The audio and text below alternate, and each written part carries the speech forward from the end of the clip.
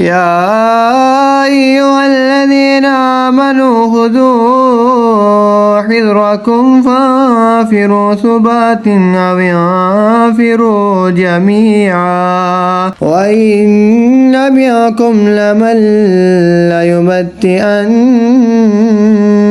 फ़इन असाबतकुम मुसीबतुन क़ाल क़द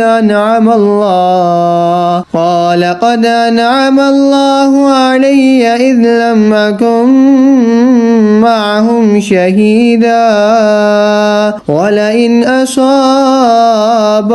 फ़ज़लुम मिनल्लाहि लयक़ूलन्न कअन लम तकुन बैनकुम व बैनहु मवद्दतुन या लैतनी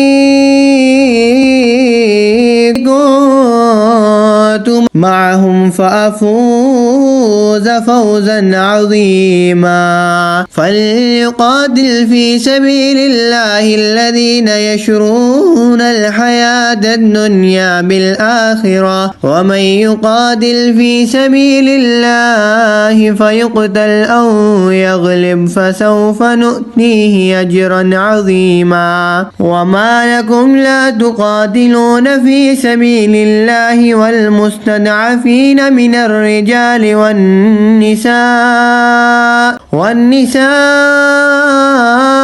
والولدان الذين يقولون ربنا أخرجنا من هذه القرية الظالم أهلها واجعل لنا من لدنك وليا واجعل لنا من لدنك نصيرا الذين آمنوا يقاتلون في سبيل الله والذين كفروا يقاتلون في سبيل الطاغوت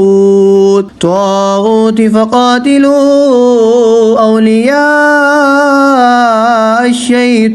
الشيطان إن كيد الشيطان كان ضعيفا। ऐ ईमान वालो, होशियारी से काम लो, फिर दुश्मन की तरफ थोड़े थोड़े होकर निकलो या इकट्ठे चलो। और तुम में कोई वो है कि जरूर देर लगाएगा। फिर अगर तुम पर कोई आफत पड़े तो कहे खुदा का मुझ पे एहसान था कि मैं इनके साथ हाजिर ना था। और अगर तुम्हें अल्लाह का फजल मिले तो जरूर कहे गोया तुम में इसमें कोई दोस्ती ना थी। ऐ काश मैं इनके साथ होता तो बड़ी मुराद पाता। तो इन्हें अल्लाह की राह में लड़ना चाहिए जो दुनिया की जिंदगी बेचकर आखिरत लेते हैं।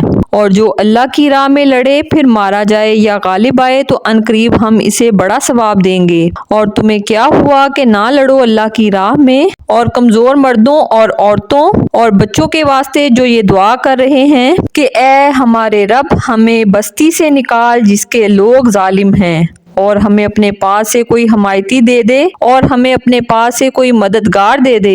ईमान वाले लड़ते हैं अल्लाह की राह में और कुफार शैतान की राह में लड़ते हैं। तो शैतान के दोस्तों से लड़ो, बेशक शैतान का दाव कमजोर है।